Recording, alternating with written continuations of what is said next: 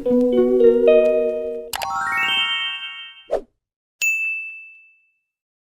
Morning. আজকে হচ্ছে 25শে ফেব্রুয়ারি।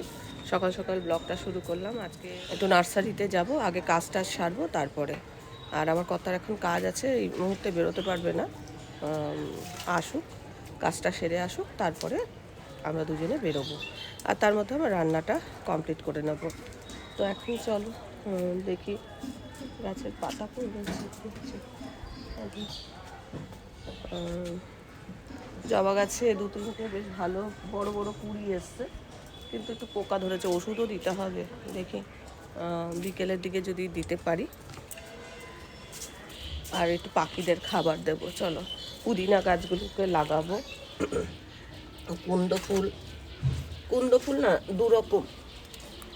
কুন্দ ফুল দু রকমের হয়। একটা এরকম হয়, মানে ফোটে না, ঠিক এরকম কুড়ি কুড়িই থাকে। তো এই ফুলটা আমাদের হয়। আরেকটা কুন্দ ফুল হয় যেটাতে কিনা খুব সুন্দর গন্ধ হয়। ওরম কুন্দ ফুলগুলো দেখতে পাই না। এটা হয় ঠিকই, কিন্তু মানে কি বলবো, শান্তি নেই এই ফুলে। তার কারণ হচ্ছে ফোটে না, কুড়িই থাকে। যতদিন আমি দেখেছি এরকম কুড়ি কুড়ি অবস্থাতেই থাকে। কয়েকটা নয়নতারা কেনার আমার খুব ইচ্ছা, যে নয়নতারাগুলো না ফোটেও অনেক, মানে নয়নতারা আছে কিন্তু একটু কালারিং নয়নতারা কেনার খুব ইচ্ছা। ভাবছি যে ওই নয়নতারা কিনতে যাব, দেখি যদি পাই নার্সারিতে। এখন একটু বেলাতেই যেতে হবে, এই মুহূর্তে যাওয়ার মানে যেতে পারবো না, কাজটা সেরে তারপরে যেতে হবে। এখানে লাল শাকের দানা দিয়েছিলাম, একটাও লাল শাক হলো না। 3-4টে লাল শাক হয়েছে, দানা দেওয়াতে কোনোটাই কিছু হলো না। একবার তুলে নিলাম, আলু হয়েছিল সেগুলো তুলে নিলাম, তারপর আবার দানা ছড়িয়েছে। প্রথমবারটাই হয়েছিল। হ্যাঁ, আবার মনে হয় কি বলতো, যখন ওই ঢাকাটা কি উড়ে চলে গেল নাকি? চলে যেতে পারে। সেদিন বৃষ্টি হচ্ছে, ঝড় হয়েছে। হ্যাঁ, ওই তো পড়ে যাচ্ছে কাকুলিদের ওইদিকে, কাকুলিকে বলে হ্যাঁ তারপরে আনাতে হবে। হ্যাঁ হ্যাঁ, ফেটে গেছে। প্লাস্টিকের জিনিস আর কতদিন থাকবে। এই নয়নতারার কালারটা কিন্তু খুব গাঢ় হয়েছে না? এইটা নতুন গাছ, ওই নতুন গাছ, এইটাতে ভালো হয়েছে। পাতাগুলোও বেশ সুন্দর, তাজা তাজা। আর লাল শাকটা দেখো কত বড় হয়েছে।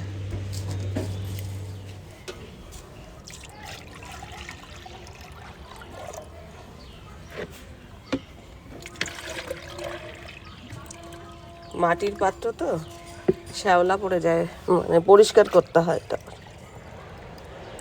তবে পাখিরা আসে নিশ্চয়ই, না হলে জল শেষ হয় কি করে।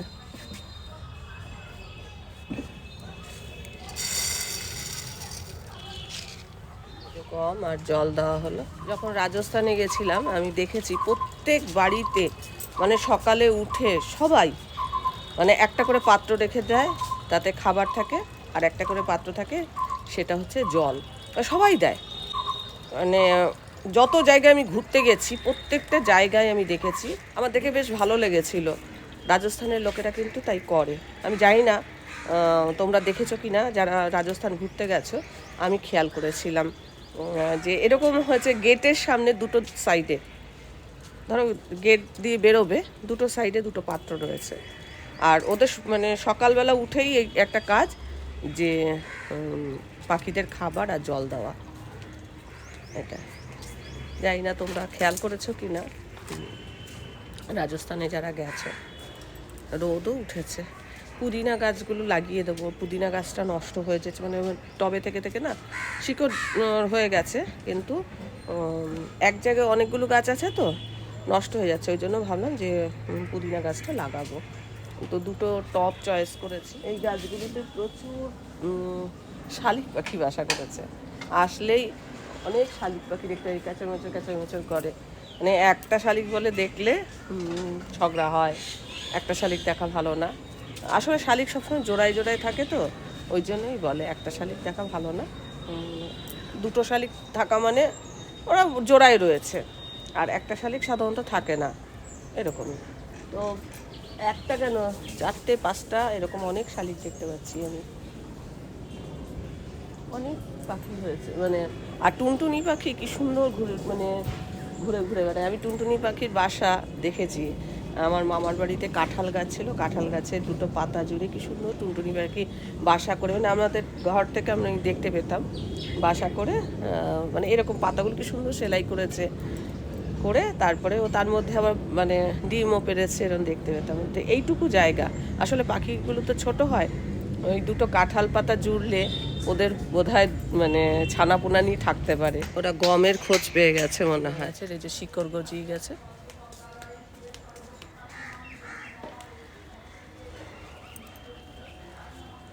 এটা এবার এবার গাছগুলো লাগিয়ে দেওয়া হবে, কিছুটা ওর ছাদে লাগাবো, কিছুটা ঘরে লাগাবো। তো চলো আমার কর্তা লাগিয়ে দিক। এটা জলটাও বেশি আছে, নেই এটা। ঠিক আছে বসিয়ে দাও না, হলে হবে না হলে না হবে।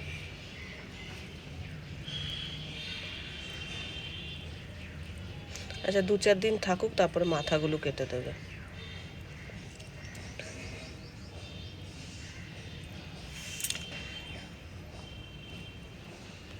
মাঝেও দাও। দেবো তো মাছ, আলু দেবে না এতে? হুম,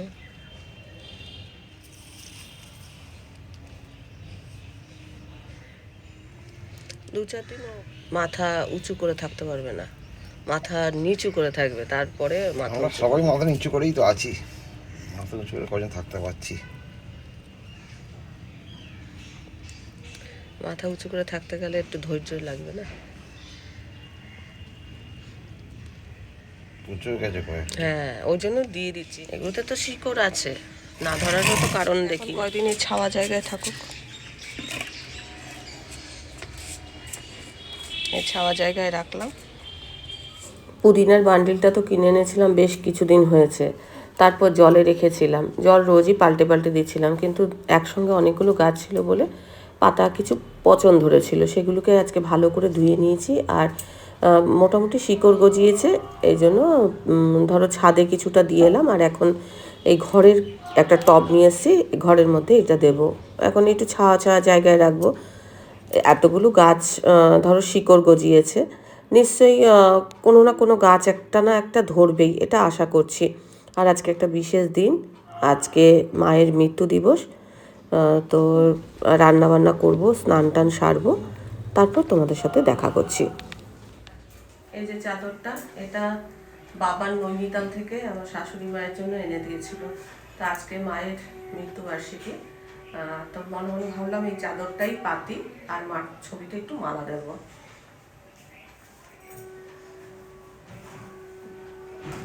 মায়ের ছবিটা এখানে রাখছি। কি বাবু,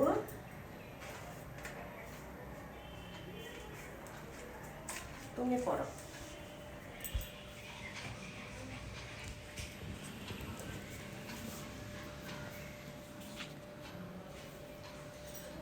আমরা আগের বছর থেকেই ঠিক করেছি যে এরকম ছবিতে আমরা মিষ্টি জল এরকম দেব না। মায়ের বয়সী কোনো মহিলা, আমরা বেরোবো, আমরা দুজনে এখন বেরোবো, যদি কোনো মহিলা দেখতে পাই তার হাতে কিছু টাকা দিয়ে দেবো, সে তার মতো জিনিস কিছু কিনে খেয়ে নেবে। তো ওই জন্য আমরা জল মিষ্টিটা দিচ্ছি না, জাস্ট ফুলের মালাটাই খালি দিয়েছি। আর এখন আমরা দুজনে বেরোচ্ছি, আগে আমরা ওই কাজটা করব, তারপরে আমরা চলে যাব হচ্ছে নার্সারিতে কিছু গাছ কিনবো। আমাদের আজকে নিরামিষ রান্নাবান্না করেছি, কি রান্নাবান্না আমার হয়ে গেছে, রান্নাবান্না করেই তারপরে আমরা বেরোচ্ছি, এসে তারপরে খাওয়া দাওয়া করবো। যখন আসবো তারপরে আমি দেখাবো লাঞ্চের মেনু কি আছে। চল দেখো, নটু দেখো। কি বাবু, কি কি কি কি জিজ্ঞাসা করছো? কি কি কি বলো, কি তোমার মনে আছে? হ্যাঁ মনে আছে। তো বাইকে করে যাব, তাই একটু চুড়িদার পরে নিয়েছি, চুড়িদার পরে বাইকে চড়ে গেলে আর কি কমফোর্ট ফিল হয়, না হলে অসুবিধা হয়, যেহেতু আমার স্পাইনের যন্ত্রণা হয়, আবার পিঠেও একটা যন্ত্রণা হয়, সেই জন্য চুড়িদার পরেই বেরোচ্ছি। এখন 1:40 বাজে, রান্নাবান্না সেরে টেরে তারপরে বেরোচ্ছি বলে একটু দেরি হয়ে গেল, আর আমার কর্তারও কাজ ছিল, যার জন্য একটু বেলা করেই বেরোচ্ছি। দেখি পাই নাকি কাউকে।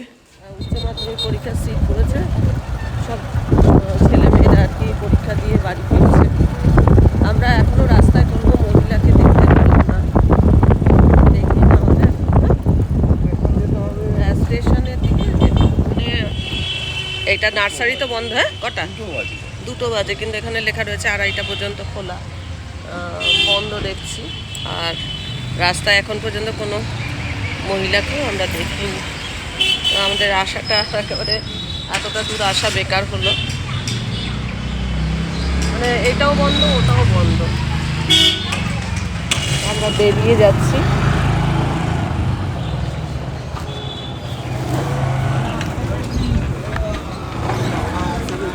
ওখানে একজনকে পাওয়া গেছে। যেটা দেব করে এসেছিলাম তা আমাদের দেওয়া হয়ে গেছে।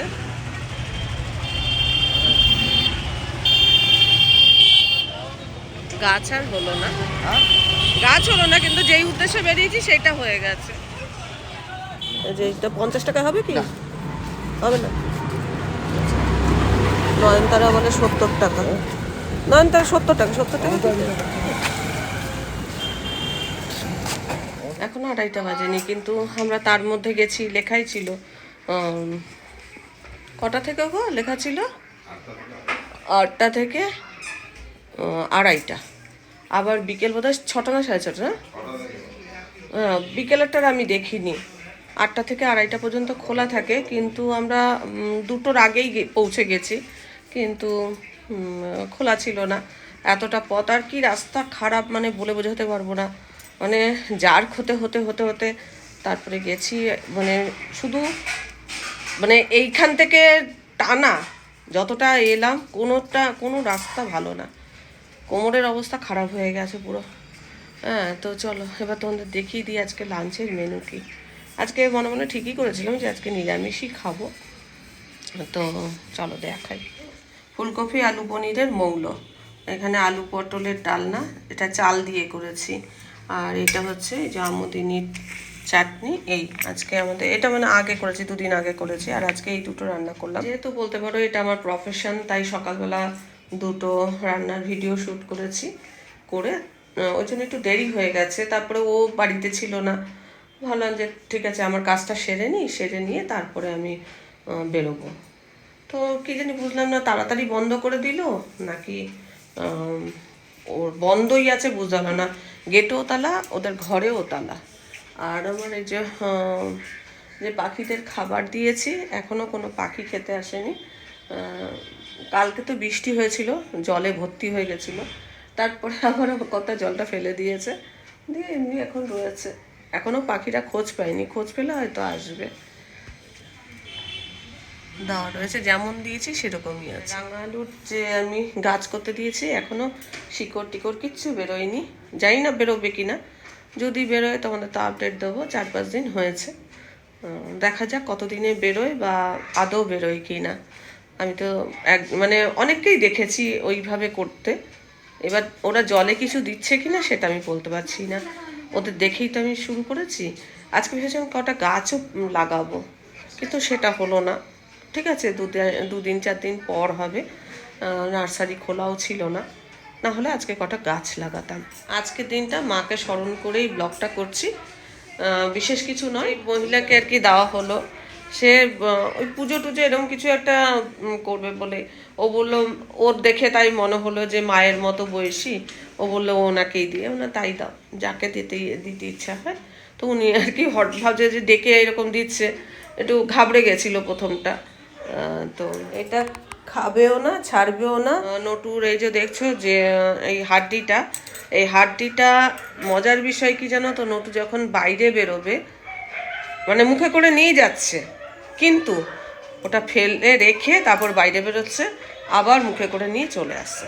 কিন্তু চিবি চিবি খেয়ে নিচ্ছে এরকম না, মানে ওটা মুখে করে নিয়ে যাচ্ছে আবার নিয়ে চলে আসছে এইরকম। দেখো এখন সন্ধে হয়ে গেছে, তো আবার আমার মনে হলো মানে একটু ক্যামেরার সামনে আসি, 2-4টে মায়ের সম্পর্কে বলি। যারা আমার ব্লগ দেখছো, ব্লগের মাধ্যমে মার অনেক স্মৃতি রয়ে গেছে। যেমন মার ছড়া, মার স্পেশাল মানে ব্যাপার ছিল, সুন্দর সুন্দর ছড়া বলতো, যেটা কিনা তোমরা খুব এনজয় করতে। এছাড়া মার শিশু সুলভ যে আচরণ, সেই আচরণগুলো তোমরা খুব এনজয় করতে। যাই হোক, মানে যেদিন মা হসপিটালে যাচ্ছে সেদিন আর কি আমি আর মা দুজনেই যাচ্ছি। মাকে দেখে বোঝাও যায়নি যে মার কিছু একটা হতে পারে। তো হসপিটালে নিয়ে যাচ্ছি, ডাক্তার বলছিল যে হার্টের কন্ডিশন খুব খারাপ, মানে এক্ষুনি হসপিটালে ভর্তি করতে হবে। তা আমি হসপিটালে নিয়ে যাচ্ছি। তা আমার সঙ্গে গল্প করতে করতে যাচ্ছে যে দেখ সবার বাড়ি কি সুন্দর গাছে ফুল ফুটেছে, আমাদের বাড়িতে না দেখ ফুল একেবারে ফুটছেই না। হ্যাঁ, তো দেখ ওই গাছটায় কত ফুল ফুটেছে। মানে যে এখানেই যাচ্ছে, মার তো নেশাই ছিল যে সকালবেলা উঠে ফুল তুলবে আর ঠাকুর পুজো দেবে। মানে এটা মা বরাবর, আমার বিয়ে থেকে আমি দেখে আসছি, বরাবর মা ফুল তুলে সকালবেলা, মানে মার ওটা করতেই হবে এরকম একটা ব্যাপার, ফুল তুলে ঠাকুর পুজো দেবে। তো যার জন্য আমি গাছের ছাদে আর কি সমস্ত ফুল গাছগুলো লাগিয়েছিলাম। যখন আমি এই বাড়িতে প্রথম আসি তখন আমার বাড়িতে তো সেরকম গাছ নেই, নতুন বাড়ি। এবার আমি তো ফ্ল্যাটে থাকতাম, সেখান থেকে আমি এই বাড়ি করে তারপরে এসেছি। এবার 2-4টে গাছ, বেল ফুলের গাছ, সেই গাছের কাটিং করে করে আমার এখনও রয়েছে গাছ।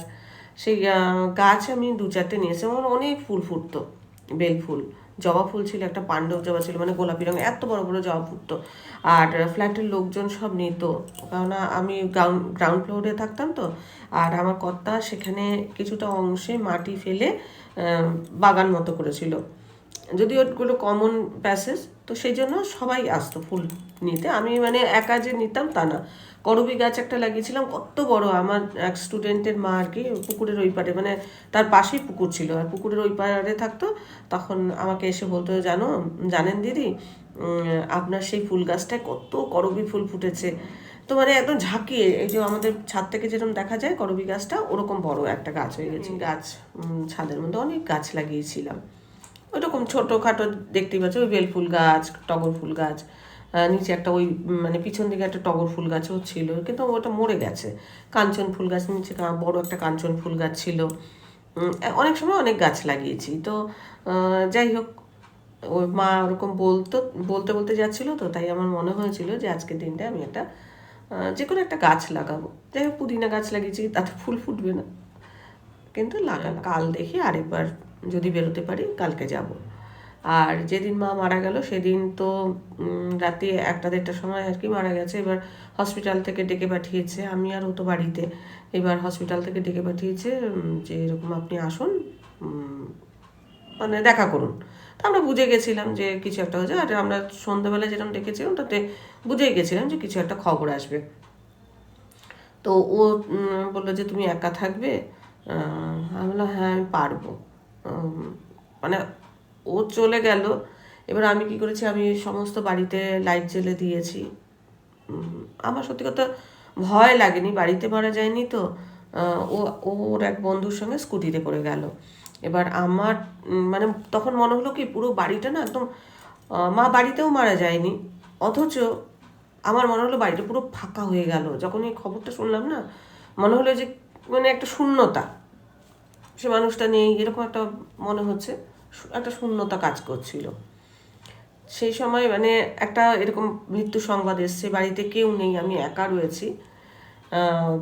আর মা অনেক সময় বলতো যে যখন আমি মরে যাব দেখবি, আমাকে দেখতে পাবি তুই। আর সবসময় শঙ্করি করতো। এবার বলছে আমাকে তুই দেখতে পাবি, এরকম বলতো। কিন্তু সত্যি কথা বলতে কি আমি একটু ভয় পাইনি। আর সেদিন আমার নটু এত সাহস জুগিয়ে, নটুকে আমি এরকম জাপটে ধরেছি, ধরে মনে হলো যেন ওর যে প্রাণের স্পন্দনটা, সেটা আমার মনে হলো যে মানে একটা বিশাল, আমি মানে শূন্যতা যেটা মনে হচ্ছিল, সেটা মনে হচ্ছিল যে আমার সঙ্গে কেউ একটা আছে। মানে একদম ফাঁকা, ঘরটা পুরো ফাঁকা মনে হচ্ছে। আমার তাও চলে গেল হসপিটালে, আমার ছেলে তো বাইরেই থাকতো, আর আমি একা ঘরে। কিন্তু নটুকে জড়িয়ে ধরে মনে হলো সেদিন আমি যেন আমি একা না, আমার সঙ্গে আরও একজন কেউ রয়েছে, এরকম একটা মনে হচ্ছিল। যাই হোক, তারপরে আমার কথা হসপিটালের কিছু কাজকর্ম করে তারপরে ওই 2টো নাগাদ, মানে আধ ঘন্টা 1 ঘন্টার মধ্যে চলে এসেছিলো। বলে এখন কিছু করা যাবে না, সকাল 7টার পর। সেই জন্য বাড়িতে চলে এসেছিলো। কিন্তু ওই সময়টুকু, ওই যে 1 ঘন্টা মতো যে সময়টা, সেই সময়টায় আমাকে সাহস জুগিয়েছিল আমার নটু। মানে কি বলবো, আমি সেই দিনটা আমি কখনো ভুলতে পারবো না, এই আর কি। তো যাই হোক, গাছ লাগানোর কারণটা এটাই ছিল। তো যেটা হলো না, ঠিক আছে, থাক। অন্য সময় হবে। আর ব্লগটাও এখানে শেষ করছি। টাটা।